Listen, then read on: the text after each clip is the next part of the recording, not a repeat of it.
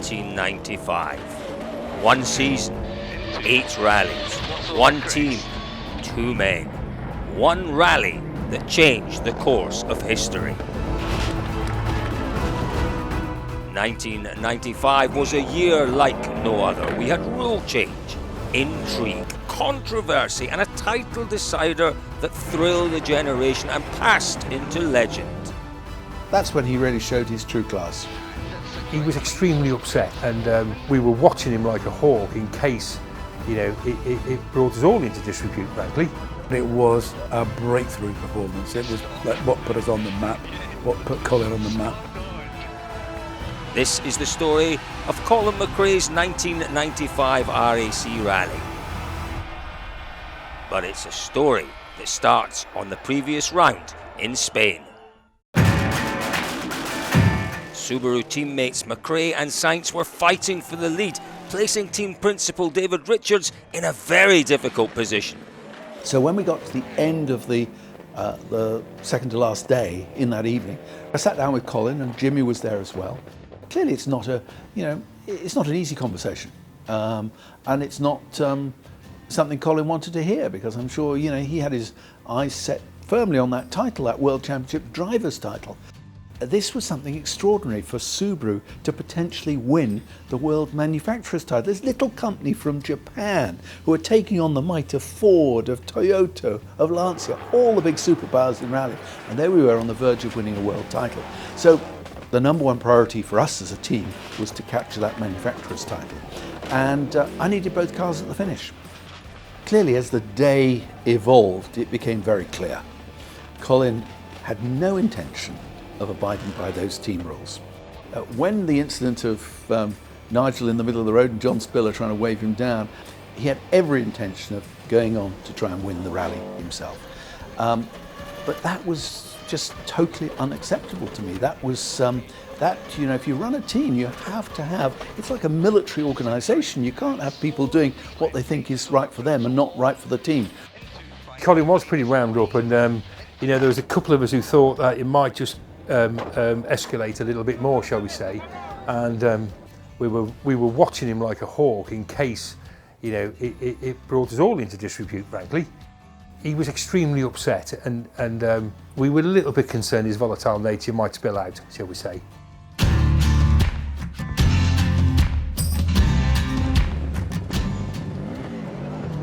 Day one of the RAC Rally in 1995. Well, it was a very traditional Sunday. It was the stately home day, if you like. 7 stages, really just to be got through it. That's exactly what we saw. Both Carlos and Colin not doing anything spectacular, not doing anything silly. But where did the rally really start? Well, it was on the Monday morning, stage 8 of the rally. We headed up to County Durham, the Hamsterley stage. The day was breaking, and Colin McRae was charging.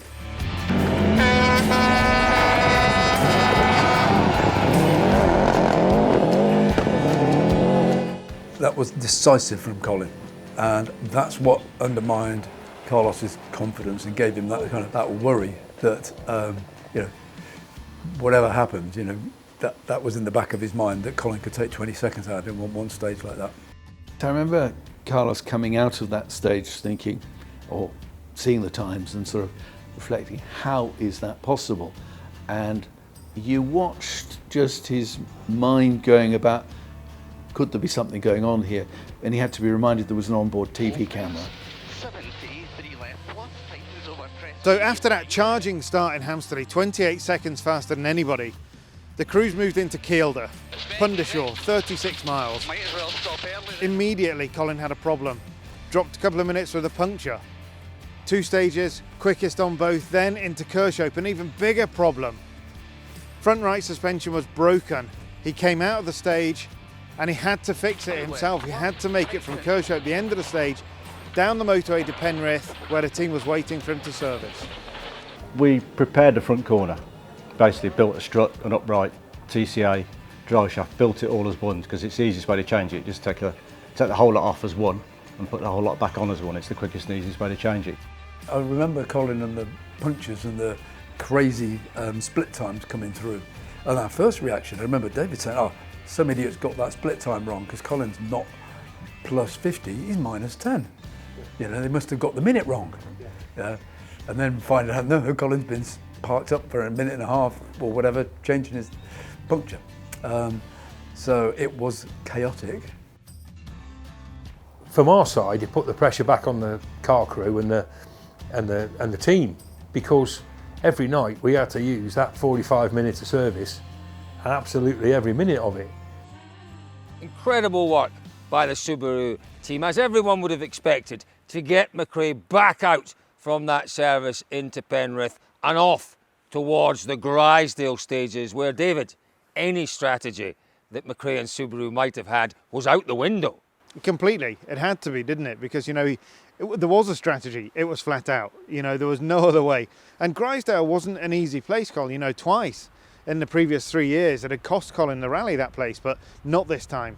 The long one, you know, what was he, 13 seconds quicker than Carlos, quickest on the next stage, down the road back to Chester for the end of Monday. And then it just continued through Tuesday, you know, Sweetlam, Dovenan, down south to Breckford, Trouscoed, incredible times from that first Grisdale stage to the end of Tuesday, the end of the penultimate day. There were 9 stages, Colin quickest on 8. He dropped 2 seconds to Sainz in Breckford. The guy was just on this astonishing charge. Yeah, I think by the time we got into Wales, the writing was on the wall, and Colin hit him fairly hard on the first stage, didn't he, in Wales? I think Carlos knew at that point it was inevitable that his only chance was that Colin couldn't sustain that pace. If you're prepared to take more risk, if you're prepared to take a chance over a blind crest, if you're prepared to make assumptions about the grip level that you're going to find when you enter a corner, you can gain a lot of time, but the risk just goes up and up and up.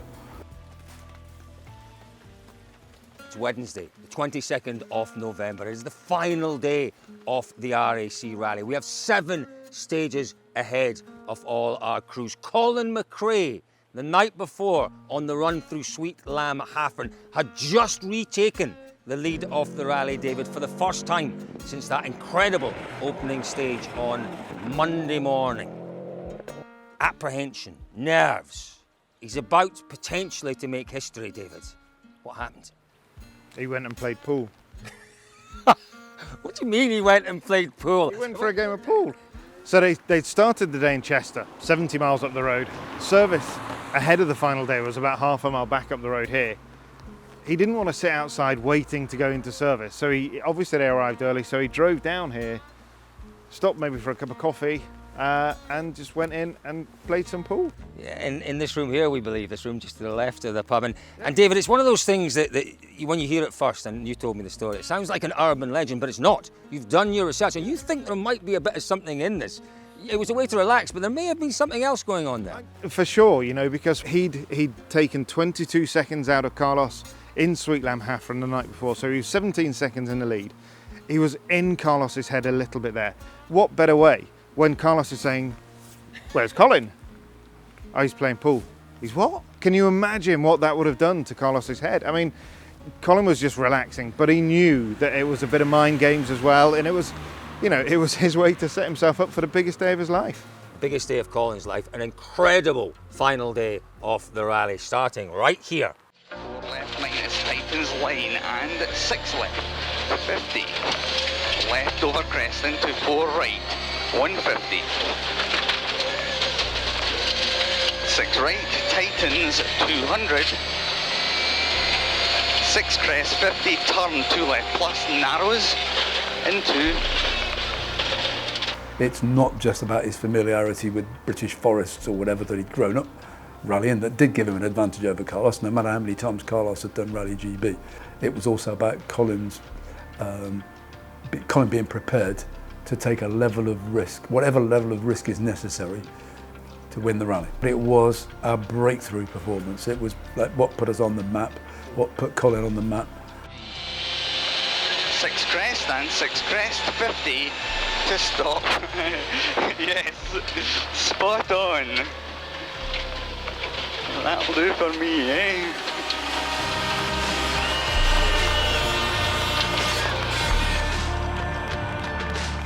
So what an incredible final day we had here on the RAC Rally 25 years ago, David.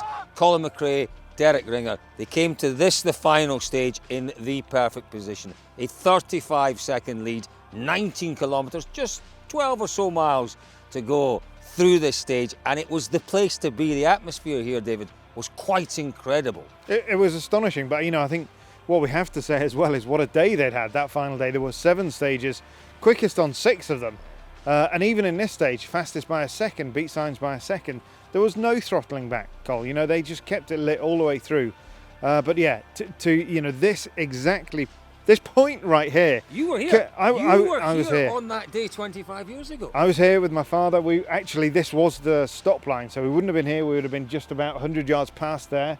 The crowds back on this bit of stage here, phenomenal. It was like Portugal. They were sort of 5-10 deep in places. It was huge, and the atmosphere around the place. Colin was absolutely engulfed by people. They got out of the car, and there was just people. There were journalists, but just to be here and have the opportunity to shake Colin McRae's hand was huge. It's a moment. It's a day that I will never ever forget. And to think that 25 years on, we're back here.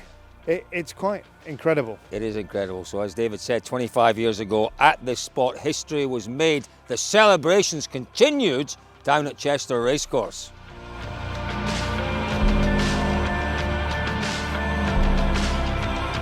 Well, perhaps the most iconic donuts in the world of rallying. And David, it was a wonderful way to end the most incredible week.